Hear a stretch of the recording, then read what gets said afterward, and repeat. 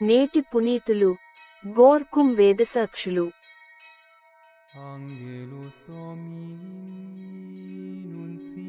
గాలిని విత్తువారు తుఫానును కోసికొందురు. మంగళవారం, జూలై 9, 2024. మొదటి పఠనం హోషేయ గ్రంథము 8వ అధ్యాయం 4 నుండి 7 మరియు 11 నుండి 13 వచనాలు. నా ప్రజలు నా సమ్మతి లేకయే రాజులను ఎన్నుకునిరి, నా అనుమతి లేకయే నాయకులను నియమించిరి.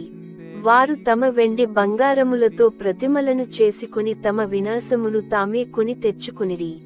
సమరియా ప్రజలు కొల్చు కోడెదూడను నేను ఏవగించుకొందును. నేను నా ప్రజలపై ఆగ్రహము చెందితిని.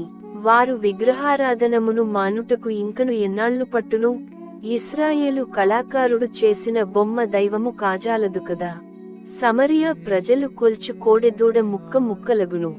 గాలిని విత్తువారు తుఫానును కోసికొందురు. వెన్నువేయని పైరు పంట ఎట్లు పండును?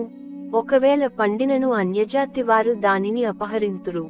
ప్రజలు పాప నిర్మూలనమునకు పెక్కు బలిపీఠములు నిర్మించిరి, కాని ఆ బలిపీఠములతో పాటు వారి పాపస్థలాలు పెరిగిపోయినవి. నేను ప్రజల కొరకు పెక్కు ధర్మశాసనములు వ్రాసితిని, కాని వారు వానిని అన్యుల శాసనముల వలె నెంచి తృణీకరించిరి. వారు నాకు బలిపశువులను అర్పించి ఆ పశువుల మాంసమును భుజించుచున్నారు, కాని ప్రభుడనైన నేను వాని వలన ప్రీతి చెందనైతిని. నేను వారి పాపములను జ్ఞప్తికి తెచ్చుకొని వారిని శిక్షింతును. వారు మరల ఐగుప్తునకు వెళ్ళిపోవలసినదే. ఇది ప్రభువు వాక్కు.